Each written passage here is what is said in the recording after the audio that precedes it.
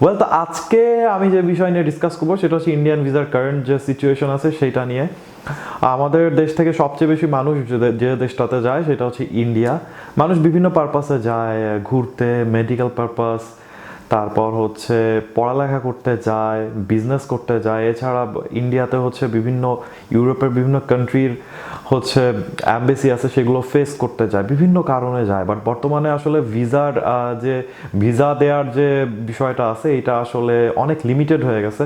তো এই জন্য আসলে অনেকে অনেক ধরনের প্রবলেম ফেস করছে। তো অনেকের মনে কোয়েশ্চেন সেটা হচ্ছে ভিসা কবে আসলে স্বাভাবিক হবে। হ্যাঁ, ভিসা এখনও চালু আছে, সেটা হচ্ছে আপনার যে মেডিকেল ভিসা আছে আর যে ইমার্জেন্সি ভিসাগুলো আছে সেগুলো চালু আছে। যেমন ধরেন মেডিকেল ভিসার কথা যদি আমি বলি, সেক্ষেত্রে একদম যারা অনেক বেশি ইমার্জেন্সি, অনেক বেশি গুরুতর সিরিয়াস যে পেশেন্ট আছে তাদের হচ্ছে মেডিকেল ভিসা দেওয়া হচ্ছে, সেটাও অনেক বেশি টাফ হয়ে গেছে।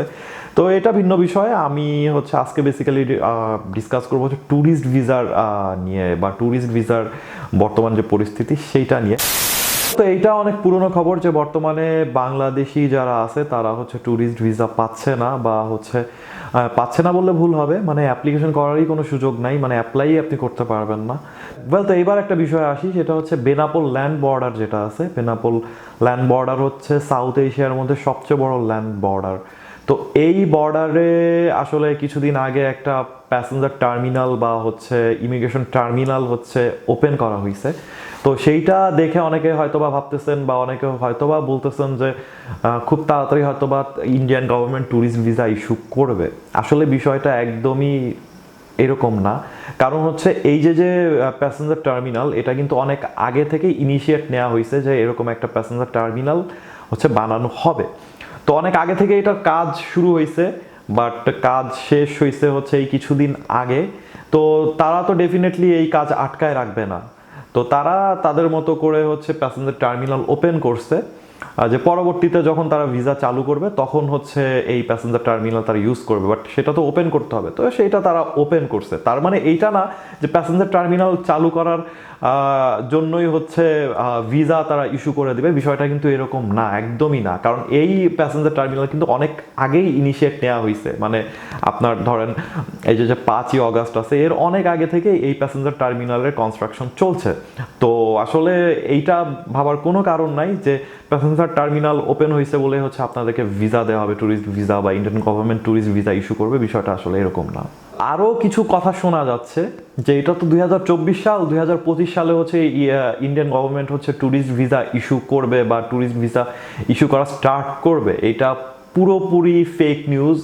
এইটা হচ্ছে যা মন গড়া কথা বলে দিছে, যে আমার মনে হইলো আমি বলে দিলাম যে 2025-এ হয়তো বা ভিসা দিতেও পারে, মানে মনে হয়েছে সেটা আমি মানে প্রমোট করলাম বা বললাম। এইটা পুরোপুরি মানে বুলশিট। এরকম আসলে কোনো কিছু নাই। তাদের যখনই মন চাবে তখনই তারা ভিসা দিবে, এটা কেউ জানে না। বাট মনে হয় না খুব তাড়াতাড়ি তারা ভিসা ইস্যু করবে, স্পেশাল ট্যুরিস্ট ভিসা তারা ইস্যু করবে। তারা বেশ কিছুদিন সময় নেবে, বেশ বেশ সময় নেবে। সময় নিয়েই তারা হচ্ছে তারপরে গ্রাজুয়ালি হচ্ছে ট্যুরিস্ট ভিসা ইস্যু করবে। সবাই যে ভিসা পেয়ে যাবেন বিষয়টা এরকম না।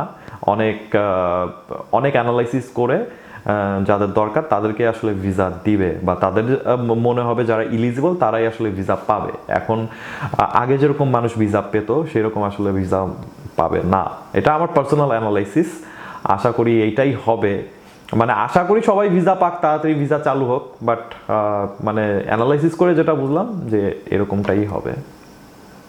তো আমি হচ্ছে যেটা পার্সোনাল অ্যানালাইসিস করে বুঝলাম, খুব তাড়াতাড়ি ইন্ডিয়ান ট্যুরিস্ট ভিসা দেওয়ার কোনো সুযোগ নাই।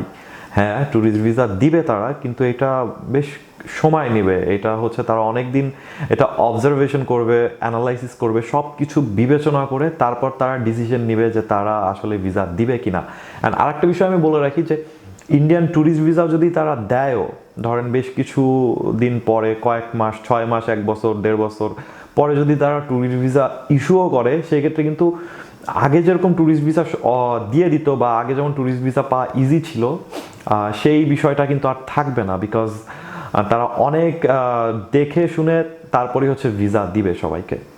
আগে থেকে ভিসা করা ছিল ট্যুরিস্ট ভিসা, তারা কি যেতে পারবে কিনা? তারা ডেফিনেটলি যেতে পারবে।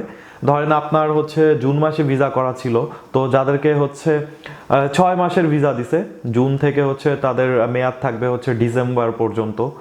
আর ধরেন যাদের 1 বছরের ভিসা দিছে তাদের নেক্সট ইয়ারের হচ্ছে জুন পর্যন্ত ভিসার মেয়াদ থাকবে, তো তারা ডেফিনেটলি যেতে পারবেন। অ্যান্ড আর একটা সাজেশন আমার থাকবে, আপনাদের যদি এইরকম কোনো প্ল্যান থেকে থাকে ইন্ডিয়া যাওয়ার, আগে থেকে ভিসা করা ছিল ইন্ডিয়া যাওয়ার, ডেফিনেটলি আপনারা এখন চলে যান। কারণ হচ্ছে এখন একদম ফাঁকা, বেনাপোল বর্ডার দিয়ে আপনি যদি যান বা অন্য অন্য যে ল্যান্ড বর্ডারগুলো আছে সেগুলো দিয়ে যদি আপনি যান, একদম ফাঁকা পাবেন, ওই রকম লাইন আপনাকে ধরা লাগবে না। আর আপনি যদি ধরেন কলকাতা গিয়ে থাকেন, মানে স্পেশালি বাংলাদেশিরা হচ্ছে ইন্ডিয়া গেলে তো 80% লোকজনই কলকাতা যায়, আর কলকাতা গেলে ডেফিনেটলি হচ্ছে তারা নিউ মার্কেট এরিয়াতে থাকে।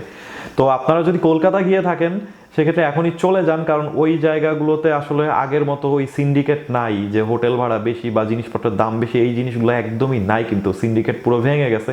কারণ যেহেতু তার সেইখানে আসলে ট্যুরিস্ট যাচ্ছে না, সেহেতু তাদের হোটেলে আসলে থাকার মানে তারা মানুষ পাচ্ছে না রাখার।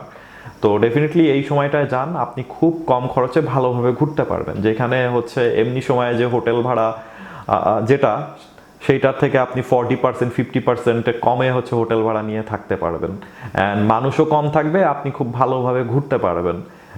যেটা আমার সাজেশন থাকবে, আপনারা যারা যেতে চাচ্ছেন কলকাতায়, তারা হচ্ছে চলে যান এখনই, যদি ভিসা থেকে থাকে। তো এই ভিডিও যদি ভালো লাগে অবশ্যই লাইক দিবেন, শেয়ার করবেন, সাবস্ক্রাইব করতে ভুলবেন না। আর যদি কোনো কোয়েশ্চেন, কনফিউশনস, কোয়েরিজ থাকে অবশ্যই কমেন্ট বক্সে জানাবেন। এছাড়া আমার ফেসবুক পেজ আছে ইমোক্রিপস, ডেসক্রিপশন বক্সে আমি লিঙ্ক দিয়ে দেবো, সেখানে আপনারা লাইক দিয়ে কানেক্ট হতে পারেন। তো আজকের মতো আমি বিদায় নিচ্ছি, সাইনিং আউট ফর টুডে।